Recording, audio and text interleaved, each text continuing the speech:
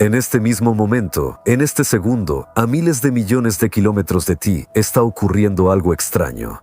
Nadie lo ve, nadie lo escucha, pero la señal ya se dirige hacia la Tierra. Los científicos lo detectan, intentan descifrarlo y no pueden dar una respuesta definitiva. No es un destello de una estrella, no es ruido de radio y ni siquiera es un error de los instrumentos. Es algo que viene desde el mismo límite de nuestro sistema solar.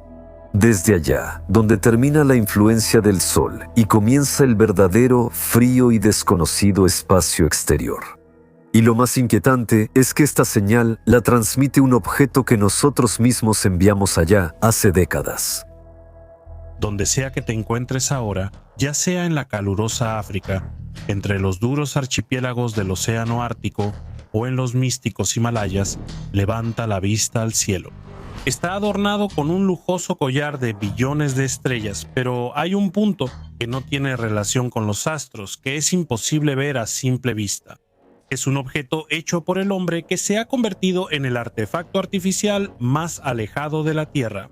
Se trata de la sonda espacial estadounidense Voyager 1, lanzada en 1977. ¿Crees que hace mucho que dejó de emitir señales? Te equivocas, el aparato todavía envía señales a la Tierra, y a veces estas señales desconciertan a los astrónomos de todo el mundo. Por ejemplo, hace poco Voyager 1 captó un zumbido constante de origen desconocido.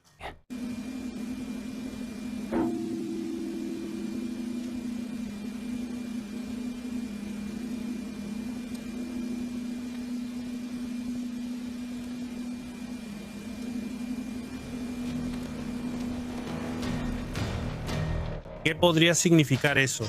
Los astrofísicos todavía están desconcertados. ¿Qué tareas debe cumplir Voyager 1 y dónde se encuentra ahora?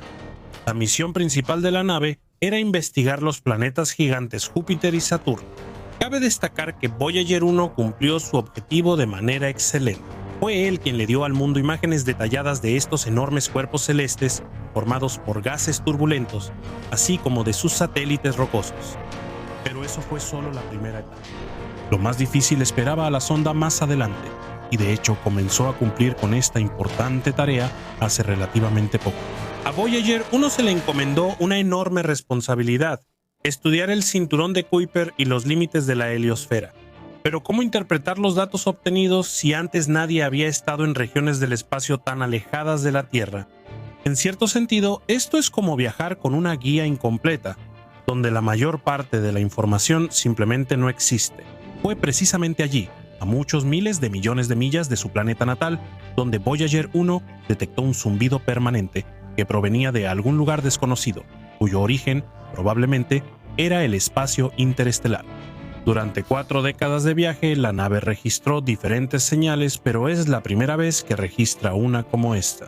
Y si tomamos en cuenta que Voyager 1 explora a ciegas lugares a los que con el tiempo llegará todo el sistema solar encabezado por su estrella, la información obtenida adquiere una relevancia especial.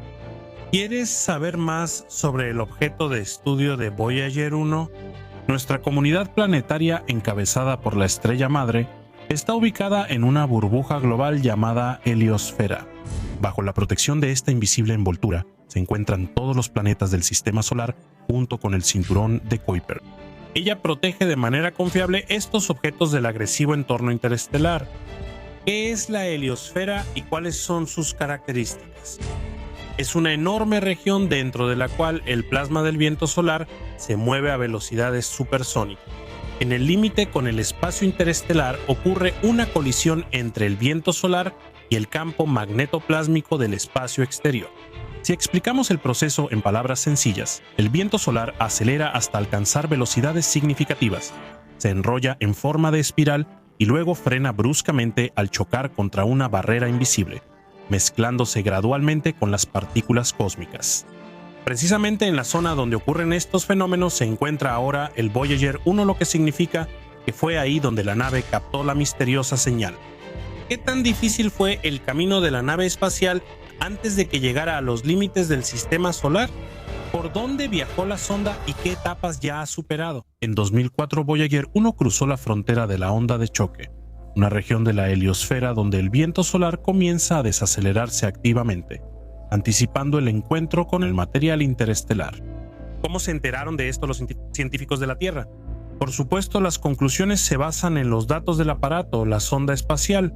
Sí, como se mencionó antes, después de 43 años todavía envía señales, aunque no todos los sensores a bordo del aparato funcionan correctamente. Sin embargo, continuemos. Más allá de la onda de choque sigue la heliopausa, donde el viento solar finalmente se calma y se mezcla con la materia del espacio profundo. La estructura descrita es conocida por los astrónomos de manera indirecta, ya que aparte de Voyager 1, ningún otro habitante de la Tierra ha llegado tan lejos en la oscuridad impenetrable del universo. Por eso, su mensaje es aún más valioso para nosotros. Por ejemplo, existe la hipótesis de que entre el límite del sistema solar, llamado onda de choque de proa, que sigue después de la heliosfera, hay una pared de hidrógeno llena de gas caliente. ¿No fue esa la que Gould nos transmitió a través del Voyager 1? La señal consiste en vibraciones dentro de una banda de frecuencia específica y bien podría servir como confirmación de esta teoría. Desafortunadamente, no es posible medir la presión y densidad del plasma, así como su temperatura, ya que el instrumento dejó de funcionar en el Voyager 1 en 1980, 3 años después del lanzamiento. Pero los demás instrumentos todavía están en funcionamiento, y son precisamente en ellos en los que se apoyan los científicos. El instrumento de ondas de plasma y el detector de rayos cósmicos siguen transmitiéndonos información sin descanso. Gracias a este último, se logró registrar un aumento en el nivel de rayos cósmicos y electrones de alta energía cuando Voyager 1 se acercaba al borde de la heliosfera, la cual logró cruzar exitosamente el 25 de agosto de 2012. El suministro eléctrico de la sonda es proporcionado por generadores radioisotópicos que funcionan con plutonio 238. En este momento su potencia se ha reducido a la mitad. Pero volvamos de nuevo al misterioso Gould, registrado por los instrumentos de Voyager 1. ¿Qué hipótesis, además de las mencionadas, consideran los científicos para explicar este extraño fenómeno? El asunto es que ondas de plasma de diferente naturaleza también provocan vibraciones similares. Por ejemplo, pueden ser causadas por grandes erupciones solares. Algunos astrónomos suponen que el espacio en la frontera entre el sistema solar y el espacio exterior tiene una estructura parecida a la espuma. Esto sucede porque los pequeños objetos espaciales forman a su alrededor pequeñas esferas parecidas a burbujas magnéticas. Es posible que esto también cause la aparición de extrañas vibraciones que se registran en el Voyager 1. Por cierto, el sonido de la señal mencionada se parece a un repique lejano, interrumpido periódicamente por extrañas inclusiones irregulares que recuerdan golpes de campana. Da la absurda impresión de que alguien está sentado encima de la sonda espacial y le da golpes al revestimiento. ¿El sonda terrestre ha abandonado finalmente los límites del sistema solar? Para nada. Según los cálculos de la NASA, esto sucederá aproximadamente dentro de 30.000 años. En este momento la sonda atraviesa una especie de círculos del infierno universal, solo que, a diferencia del acompañante de Dante en la Divina Comedia, el aparato está completamente solo y carece de cualquier acompañante. Los límites del sistema solar se extienden mucho más allá del cinturón de Kuiper e incluso de la heliosfera. Pasarán unos 3 siglos y el Voyager 1 se internará por completo en la nube de Oort, si es que realmente existe y no solo en la imaginación de los científicos, ya que en realidad nadie ha visto esa formación. Se cree que los cometas que a veces entran en el sistema solar son visitantes precisamente de esa nube. ¿Y qué pasará después? Tan pronto como Voyager 1 abandone los límites del toroide titánico, la nave enfrentará un viaje eterno por la Vía Láctea. Y es poco probable que alguna vez sepamos su destino a menos que el disco dorado con sonidos de la Tierra y otra información caiga en manos de civilizaciones extraterrestres. Desafortunadamente, la astronomía moderna en muchos aspectos se parece a leer los pozos del café, aunque por supuesto, la ciencia de las estrellas ha avanzado mucho en comparación con siglos anteriores. Es difícil imaginar qué más descubrirá Voyager 1 en los confines del sistema solar. Y lo más importante, cómo descifrar esas señales. Por ahora, la nave se encuentra aproximadamente a 20.000 millones de kilómetros de la Tierra, atravesando el espacio a una velocidad de 60.000 kilómetros por hora. Sus investigaciones son muy valiosas para la ciencia, ya que gracias a ellas podemos levantar un poco el velo del misterio y descubrir de qué está compuesto el espacio interestelar y cómo se comporta en su entorno natural. Además, esto permitirá tener en cuenta los errores del pasado al construir nuevas sondas, que serán aún más rápidas y confiables.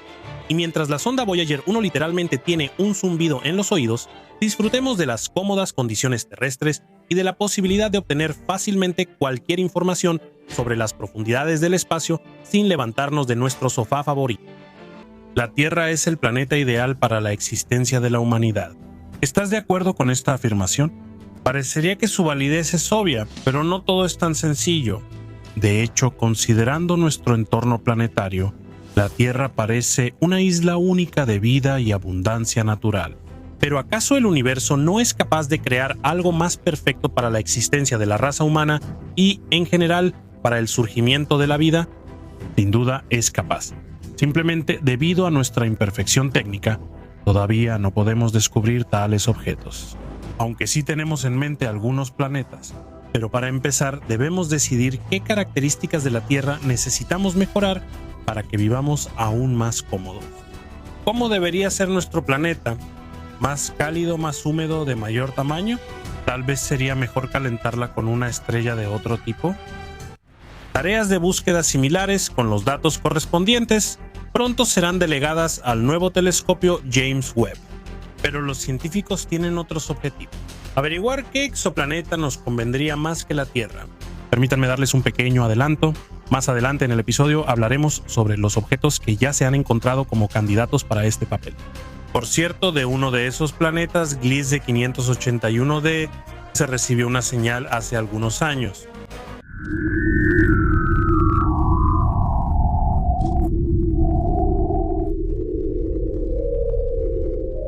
Los científicos todavía discuten sobre cómo interpretarla y considerarla como ruido blanco o, de hecho, como un saludo de una civilización extraterrestre. El objeto se encuentra en la constelación de Libra, aproximadamente a 20 años luz de la Tierra. Los astrobiólogos de las universidades Queen Mary y Hertfordshire creen que el planeta bien podría ser habitable, a pesar de que Gliese 581d está ubicada en el borde de la zona Ricitos de Oro de su estrella madre. La señal recibida era muy cíclica y ordenada, por lo que hay todas las razones para creer que tiene un origen artificial.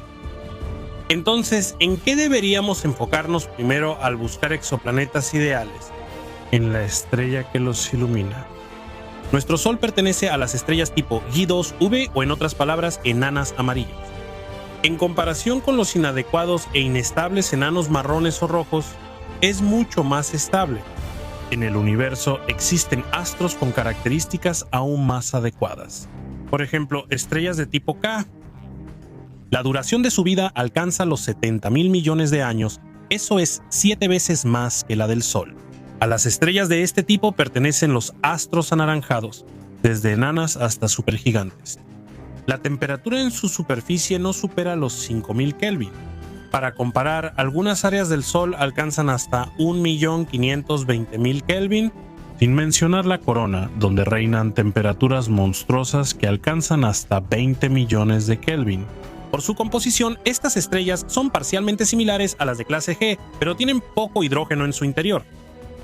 Recuerda la historia de nuestro planeta. ¿Qué cataclismos ha experimentado durante ese tiempo y por qué? Muchos de ellos ocurrieron debido a la actividad anómala del Sol. Con estrellas del tipo K, no hay sorpresas como eras glaciales o sequías a escala planetaria, ya que su evolución es más estable y equilibrada. En consecuencia, los planetas que están cerca de ellas tienen condiciones mucho más favorables. Por eso, los representantes de los proyectos SETI buscan civilizaciones extraterrestres principalmente cerca de enanas naranjas. ¿Hay muchas de esas estrellas dentro de la Vía Láctea? Los científicos mencionan una cifra de poco más del 15% del total de estrellas. Como ejemplo, se puede mencionar a Alpha Centauri b, que se encuentra a 4,4 años luz de la Tierra. ¿Y qué pasa con el propio planeta? ¿Qué características debe tener para ser la mejor candidata para albergar vida? En primer lugar, descartamos con indignación los cuerpos celestes demasiado antiguos. Los procesos geológicos en ellos se ralentizan con el tiempo, lo que puede llevar a que el campo magnético desaparezca por completo. Esta última afirmación significa una cosa: la humanidad, o quien sea que viva en ese planeta, muy pronto se convertirá en un puñado de inválidos en peligro de extinción, afectados por la enfermedad por radiación debido a los rayos cósmicos que llegan sin obstáculos a la superficie. ¿Cuál es la edad óptima de un exoplaneta que pretende reemplazar la cuna de nuestra vida? Aproximadamente 58.000 millones de años. Es decir, básicamente debe tener la misma edad que la Tierra o ser un poco más vieja. Este factor también está relacionado con la evolución de las especies, a la cual hay que darle tiempo para desarrollarse. Recuerden cuánto tiempo les tomó a los microorganismos terrestres pasar de un caldo primitivo indefinido hasta el Homo erectus, y más aún, hasta el ser humano inteligente. Según cálculos aproximados, este proceso tomó 3.7 mil millones de años. También es necesario tener en cuenta el periodo de tiempo que tomó la formación del propio planeta. Si a este esquema le añadimos también la vida útil de la estrella, así como ciertos periodos de su desarrollo, la fórmula ideal se vuelve mucho más complicada. Ahora hablemos sobre los tamaños. ¿Importan realmente? En el caso de los exoplanetas habitables, sí. Por ejemplo, se considera que los cuerpos celestes que tienen un volumen un 10% mayor que el de la Tierra son una excelente opción en este caso. ¿Por qué? En primer lugar, esos planetas tienen una gravedad más fuerte, lo que significa que retienen su atmósfera mucho más tiempo que la Tierra. Los datos actuales indican que nuestro planeta está perdiendo su atmósfera a una velocidad vertiginosa en comparación con los cuerpos celestes vecinos. Probablemente no hace falta explicar las consecuencias de esto. El calor del núcleo también depende directamente del tamaño del planeta. Los objetos grandes lo retienen por más tiempo. Ahora pasemos a características más específicas, como la temperatura de la superficie del planeta y la humedad. Recuerden cuáles regiones de la Tierra están más densamente pobladas por organismos vivos. Exactamente, son los trópicos. Por analogía, se puede considerar que los planetas más cálidos y húmedos tienen altas probabilidades de desarrollar formas de vida complejas y diversas. ¿Cuál es la temperatura promedio de la Tierra? Es de aproximadamente 14 grados Celsius. Agrega literalmente unos 5 grados más y el planeta se acercará al ideal.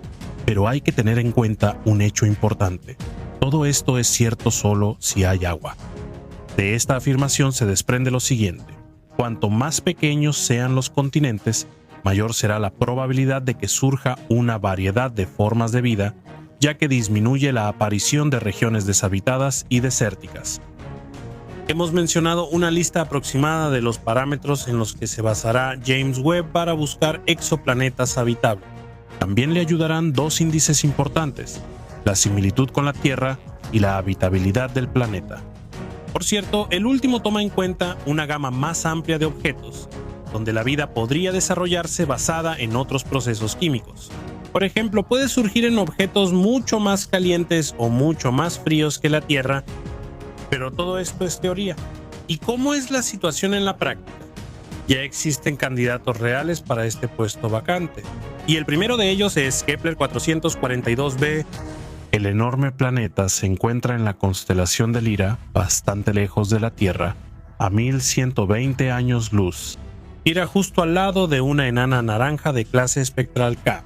Su tamaño también es similar al de la Tierra, pero un poco más grande. Kepler 442b es 1.3 veces más grande que nuestro planeta. No hace falta decir que este planeta se encuentra en la zona de Ricitos de Oro, es decir, en el zona habitable de su estrella. Por lo tanto, las condiciones en ese planeta podrían ser bastante similares a las de la Tierra. El siguiente candidato al título de Tierra ideal es el planeta TRAPPIST-1i. Sin embargo, la estrella que le da luz pertenece a los enanos rojos, y esos son bastante impredecibles. El exoplaneta está ubicado en la constelación de Acuario, y su diámetro es cercano al de la Tierra. Si este planeta tiene una atmósfera densa, entonces bien podría haber agua también. Y donde hay agua, hay vida. En cualquier caso, en las formas que conocemos, ¿existe una lista de planetas habitables? Sí, está hecha, aunque no hay muchos datos. Además de los objetos mencionados, ahí se incluyen Gliese 667, C Kepler 296, E Teegarden B y otros. Pero los astrobiólogos a menudo se hacen una pregunta incómoda. ¿Acaso la vida tiene que ser necesariamente como la de la Tierra? ¿Tiene que desarrollarse forzosamente según las leyes que conocemos? ¿Y qué hay de la bioquímica alternativa? Con este giro de los acontecimientos, la lista de exoplanetas podría ampliarse hasta el infinito. Sin embargo, ignoremos temporalmente estas afirmaciones y resumamos lo dicho anteriormente. ¿Cuáles son los criterios principales para que un planeta sea habitable? ¿Y en qué casos podrían ser incluso mejores que la Tierra? El primer factor es la fuente de energía. Esto se refiere a la estrella madre, incluyendo la distancia a ella y el tipo de objeto, así como los recursos internos del cuerpo celeste. Recordemos que aquí los enanos naranjas se consideran ideales. El segundo factor es la presencia de agua y atmósfera. El tercero son las características del planeta, como su masa, geoquímica, órbita y parámetros de rotación. También es importante el entorno galáctico del objeto, porque si cerca hay un agujero negro supermasivo activo, aparece una supernova o una fuente de radiación gamma extremadamente poderosa que esteriliza todo a su paso, entonces la probabilidad de desarrollo de vida es extremadamente baja, no importa cuán perfectas sean las demás condiciones. De cualquier manera, a pesar de las extensas reflexiones de los astrobiólogos, por ahora la Tierra sigue siendo el hogar ideal para la humanidad.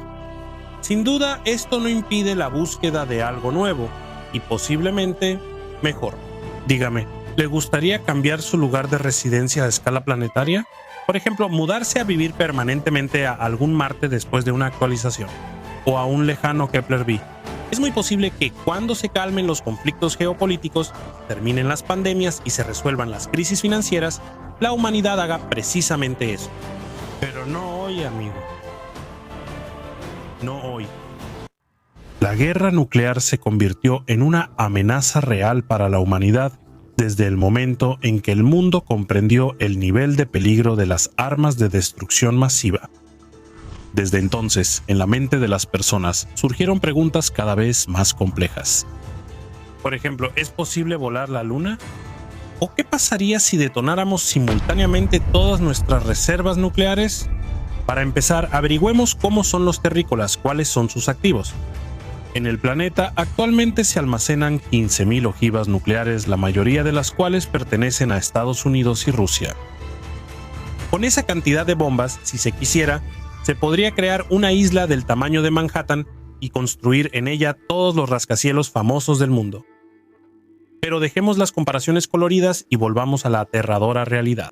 Supongamos que toda esta riqueza mortal está reunida en un solo hangar en todo el mundo. Imaginen que los presidentes de las potencias mundiales se volvieron locos y decidieron hacerlo explotar. ¿Qué tan devastadoras serían las consecuencias? Para empezar, permitámonos una pequeña referencia a un hecho conocido. En 1883, el volcán indonesio Krakatoa hizo erupción, cobrándose la vida de 36 habitantes de la isla y prácticamente destruyendo el archipiélago. La fuerza de la explosión fue equivalente a 200 megatones de TNT. Para comparar, la ojiva del Minuteman III tiene 300 kilotones. Como resultado, en un radio de 250 kilómetros debido a las violentas expulsiones de polvo que alcanzaron hasta 80 metros de altura, el día literalmente se convirtió en noche. La onda expansiva dio la vuelta al mundo varias veces, y los sonidos de la erupción se escucharon a una distancia de 5.000 kilómetros. ¿Para qué necesitamos esta información ahora? En la Tierra hay 4.500 ciudades en las que viven alrededor de 100.000 personas. Por supuesto, hay asentamientos más pequeños y mucho más grandes, pero tomaremos un valor promedio. Bastarían 3 bombas para destruir cada una de ellas. Entonces, si se lanzan las ojivas al mismo tiempo, se puede lograr que todas las ciudades vuelen por los aires de inmediato y no quede piedra sobre piedra en su lugar. La mitad de la población del planeta desaparecería al instante. Y además, después de una sola acción, todavía nos quedarían 1.500 ojivas en reserva. Pero eso es solo el calentamiento. La pregunta es, ¿cómo se verá la detonación de 15 cargas al mismo tiempo? Al explotar todas juntas, las ojivas producirán el efecto de 15 erupciones de Krakatoa. La escena será tan aterradora y grotesca que los testigos del evento en los primeros momentos probablemente no creerán lo que ven sus propios ojos. Rápidamente, como si surgiera de la Tierra, aparecerá una deslumbrante bola de fuego de 50 kilómetros de diámetro y la onda expansiva destruirá de inmediato edificios, árboles y todo lo que se encuentre en un área de aproximadamente 3.000 hectáreas. Todo lo que esté ubicado en un radio de 250 kilómetros del epicentro de la monstruosa explosión se quemará. La onda de choque dará la vuelta al mundo durante semanas y el sonido no se limitará a 5.000 kilómetros, como ocurrió con la erupción del Krakatoa. El sonido se percibirá claramente en cada rincón de la Tierra. Todo esto sucederá de inmediato, pero ¿qué pasará después? Para eventos de este tipo, incluso de una escala mucho menor, lo más aterrador sucede después. Es entonces cuando los vivos empiezan a envidiar a los muertos y lamentan no haber recibido una muerte instantánea, obteniendo en su lugar una agonía lenta y dolorosa. Y lo que sucederá a continuación es lo siguiente. El hongo nuclear se elevará a unos 50 kilómetros y llegará hasta la estratosfera, por lo que incluso un cosmonauta podrá sentir la explosión. En la superficie de la Tierra quedará una cicatriz en forma de un cráter de aproximadamente 10 kilómetros de diámetro. La zona afectada se verá envuelta en incendio. La radiación se dispersará por el planeta y comenzará a cobrar su terrible precio. El número de casos de cáncer aumentará drásticamente y aquellos que no mueran por las calamidades mencionadas enfrentarán un largo invierno nuclear. Y eso significa hambre masiva, enfermedades terribles y la extinción de la mayor parte de la humanidad. Es evidente que las armas nucleares son uno de los inventos más aterradores y destructivos. ¿Pero es capaz de destruir todo un planeta? La respuesta no es categórica y es la siguiente: sí y no.